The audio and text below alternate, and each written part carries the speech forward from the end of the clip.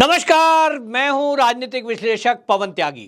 बहुत बड़ी खबर बॉलीवुड से आ रही है और बॉलीवुड से यह खबर है कि जो बॉलीवुड का बड़ा खान एक्टर माना जाता है आमिर खान, वो अब फिल्म इंडस्ट्री को विदा कहने वाले हैं और उन्होंने ये घोषणा की है कि मैं अब फिल्में नहीं करूंगा।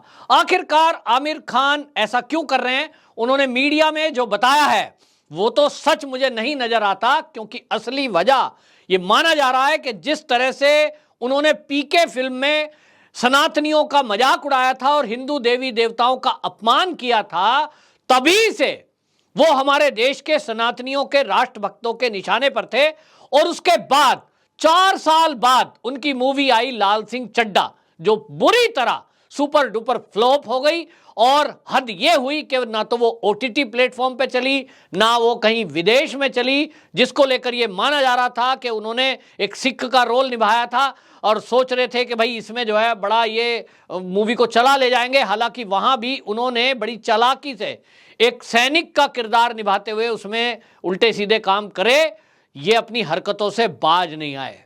और इसको चलते हुए ये तय किया गया कि आमिर खान हो या सलमान खान या शाहरुख खान, जो लोग इस देश में नैरेटिव चलाने का काम कर रहे हैं, जो लोग मूवी के जरिए, बॉलीवुड के जरिए हम सोच रहे थे मनोरंजन करने का काम कर रहे हैं, वो एक उनका माइंडसेट है और देश विरोधी ताकतों के हाथों का वो खिलौना बने हुए हैं।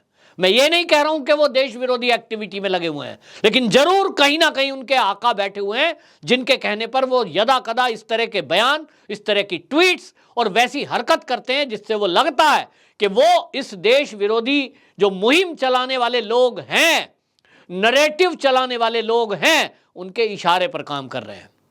और इसलिए देश के सनातनियों ने, राष्ट्रभक्त लोगों ने जब ये ट्रेंड चलाया कि इनमें से किसी की भी मूवी आएगी सुपर डुपर फ्लॉप करेंगे, क्योंकि हम ना तो पिक्चर हॉल पर इसको देखने के लिए जाएंगे, ना ओटीटी प्लेटफॉर्म पर इसको देखेंगे, और जो जनता जाना चाहेगी उनको भी इनका सच बताएंगे। इसका नतीजा हमने देखा, लाल सिंह चड्ढा बुरी तरह फ्लॉप हो गई। उसके बाद आप देखिए कि पठान मूवी को लेकर जो शाहरुख खान है वो दावा भले ही कर रहे हैं, लेकिन मूवी लॉन्च करने की उनकी हिम्मत नहीं है, क्योंकि लोग ये जान रहे हैं कि ये वो लोग हैं जिन्होंने देश विरोधी एक्टिविटी करने वालों के साथ खड़े होकर धारा 370 का विरोध किया था। और मोदी सरकार आने के बाद एक ट्रेंड चलाने वालों के साथ ये कंधे से कंधा मिला रहे थे, सुर में सुर मिला रहे थे कि भारत में मुसलमान डरा हुआ है। इस सब में ये अपनी पत्नियों के नाम ले रहे थे। लेकिन अब देशवासी ये तय कर चुके हैं कि ऐसे लोगों को एक्सपोज करेंगे जिनको हमने हीरो बनाया, हमने उनको सितारे कहा, स्टार कहा। ये हमारी गलती थी। स्टार तो असली वो हैं जो सीमा पर -40 डिग्री टेम्परेचर में वो बैठे हैं, घर परिवार छोड़कर, सुखों को छोड़कर, और हमारे देश की रक्षा करते हैं। असली स्टार तो वो हैं जो आतंकवादियों पर सामने से प्रहार करते हैं। और हमारे स्टार तो वो होने चाहिए जो देश की सीमाओं के बाहर जाकर सर्जिकल स्ट्राइक करते हैं।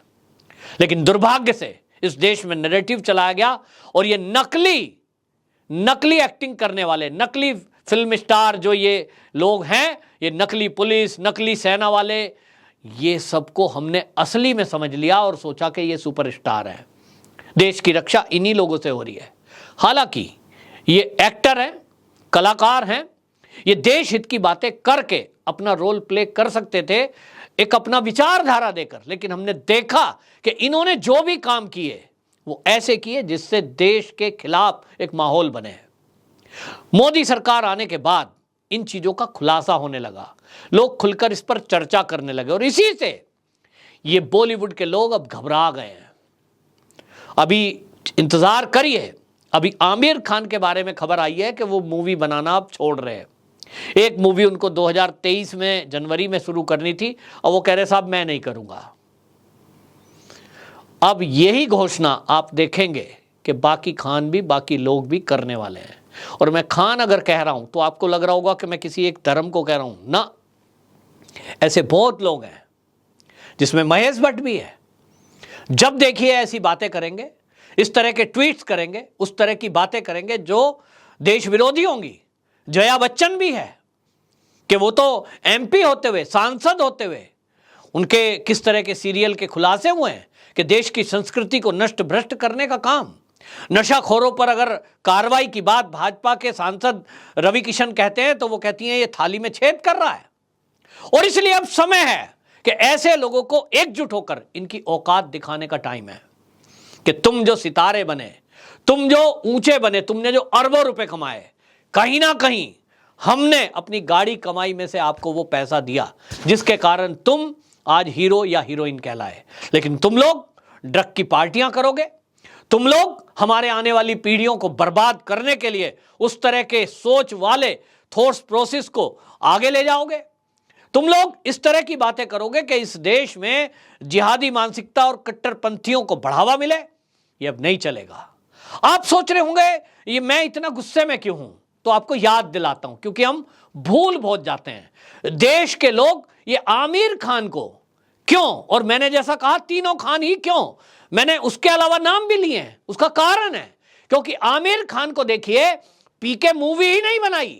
वो कहेगा साहब पीके मूवी थी, वो तो मूवी थी, लेकिन ये लोग किस तरह का नैरेटिव सेट करते हैं इसका मैं एक आपको उदाहरण बताता हूं कि ये लाल सिंह चड्ढा की जो शूटिंग है, मूवी है, ये दुनिया के कई देशों में हो सकती थी, करते भी हैं, लेकिन ये जानबूझ के तुर्की में गए और तुर्क में जाकर के ये वहां की प्रथम महिला यानी राष्ट्रपति की पत्नी उससे मुलाकात करते हैं। कोई हर्ज नहीं है, करिए। लोग बाहर जाएंगे तो लोग एक्टर एक्ट्रेस से मिलते हैं क्योंकि उनको लगता है बॉलीवुड के ये फिल्मकार हैं और उनके साथ फोटो खिंचवाना, सेल्फी लेना हर व्यक्ति पसंद करता है। लेकिन ये स्पेशली वहां तुर्की की राष्ट्रपति की पत्नी के साथ फोटो शूट करते हैं, वीडियो बनाते हैं और उसको वायरल करते हैं। पता है क्यों? क्योंकि तुर्की के जो राष्ट्रपति हैं, जब भारत में मोदी सरकार ने धारा 370 कश्मीर से हटाई, उस समय पाकिस्तान के सुरों में सुर अगर कोई देश बोल रहा था तो वो तुर्की था। और हम जानते हैं किस तरह की फंडिंग तुर्की करता है आतंकवादी संगठनों को। ऐसे देश में ये क्या शूटिंग ही करने गए थे? जी नहीं, शूटिंग तो कहीं भी हो सकती थी, भारत में भी हो सकती थी और दुनिया के किसी भी हिस्से में हो सकती थी, लेकिन ये जानबूझ के गए। और आपको ये भी बता दूं कि ये वहां जाकर जितने खुश दिखाई दे रहे थे और उसको फोटो को वायरल किया, इसी जगह भारत की यात्रा पर आपको बता दूं, जो इजराइल के प्रधानमंत्री 2018 में जब भारत यात्रा पर आए बेंजामिन नेतन्याहू, तब उस समय उन्होंने एक इच्छा प्रकट की और उन्होंने कहा कि भाई बॉलीवुड के जो लोग हैं उनसे मैं मिलना चाहता हूं। तो कई कलाकार मिलने के लिए आए, लेकिन उस प्रपोजल को, सरकार के उस प्रपोजल को आप देखिए कि तीनों खानों ने मना कर दिया। आमिर खान, सलमान खान, शाहरुख खान, ये तीनों खान नहीं आए। क्या कारण है? अपने हिसाब से कारण तो कुछ भी बता दो, लेकिन आप समझ सकते हैं इजराइल वो कंट्री है जिससे कई इस्लामिक देश विरोध में रहते हैं और इसके कारण ये एक नैरेटिव सेट करना चाहते थे कि जहां बाकी कट्टरपंथी लोग हैं उसी लाइन में हम भी हैं।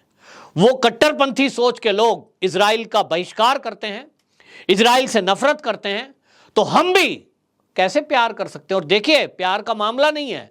भारत में अगर कोई हमारा अतिथि आया है, मेहमान आया है और वो मिलने की इच्छा प्रकट कर रहा है, अनमने मन से ही सही आप आ जाते, मिल जाते, नमस्कार करते, उनके साथ चाय कॉफी डिनर कर जाते। लेकिन ना, इनकी कट्टरपंथी सोच देखिए कि तीनों में से कोई नहीं आया, बाकी लोग आए। और इसलिए इन साजिशों को समझने की आवश्यकता है कि ये जो बॉलीवुड के लोग हैं ये इजराइल से नफरत करते हैं, इतनी नफरत करते हैं कि भारत में आने के बाद जब भारत सरकार इनको निमंत्रण देती है भोजन पर, ये उसको भी ठुकरा देते हैं। ये कट्टरपंथी सोच देखिए। और अगर तुर्की में जाते हैं तो वहां के लोगों से, उस राष्ट्रपति की पत्नी या राष्ट्रपति से भेंट करते हुए इनको गर्व महसूस होता है जो भारत के विरुद्ध हैं, जो भारत के विरुद्ध गोला गोली चलाने वालों के पीछे खड़े हैं। और इसलिए यह समय है इनको एक्सपोज करें, यह वीडियो हर सनातनी के मोबाइल में पहुंचना चाहिए।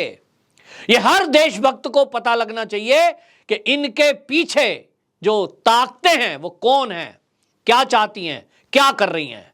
हम केवल इनको कलाकार समझने की भूल ना करें। ये इस देश में पिछले अनेक सालों से एक एजेंडा चला रहे हैं। उस एजेंडे को समझने की आवश्यकता है। देश विरोधी एक्टिविटी करने वालों को एक्सपोज करने की आवश्यकता है।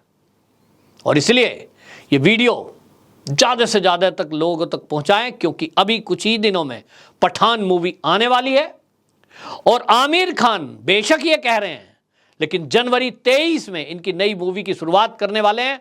हो सकता है कि यह भी इनकी एक चाल हो कि जिससे कि ये बड़े भोले भाले से बनकर और अपने को दिखा रहे हैं कि साहब मैं तो मूवी छोड़ रहा हूं, ताकि इनकी अगली आने वाली मूवी को लोग ये कहें देखो भाई पिछली वाली का बहिष्कार किया था, अब नहीं करना। तो इसलिए इनका पूर्ण बहिष्कार जारी रहना चाहिए तब तक ये देश विरोधी एक्टिविटी करने वाले लोग और देश विरोधी ताकतों के साथ मिलकर देश विरोधी नैरेटिव चलाने वाले लोग पूरी तरह ये एक्सपोज ना हो जाएं और ये धरातल पे ना आ जाएं। तारे जमीन पर मूवी बनाई थी ना, जब तक जमीन पे ना आ जाएं तब तक इसी तरह एकजुटता बनाए रखिए, बहिष्कार करते रहिए और जो राष्ट्रभक्त कलाकार हैं उनकी मूवी देखने जरूर जाइए। क्या राय है आपकी? क्या आप राष्ट्रभक्ति के इस यज्ञ में इतना सा सहयोग कर सकते हैं? अगर इस वीडियो को आप शेयर कर देंगे, समझिए आपने देश के राष्ट्रभक्ति के यज्ञ में जो मैंने आज ये विषय उठाया है, इसमें आपकी तरफ से भी एक आहुति पड़ गई। और यदि आपको ये बात कुछ खराब लगी है तो अपने कमेंट बॉक्स में जरूर मुझे बताइए, ताकि मैं अपनी गलती सुधार सकूं। वंदे मातरम।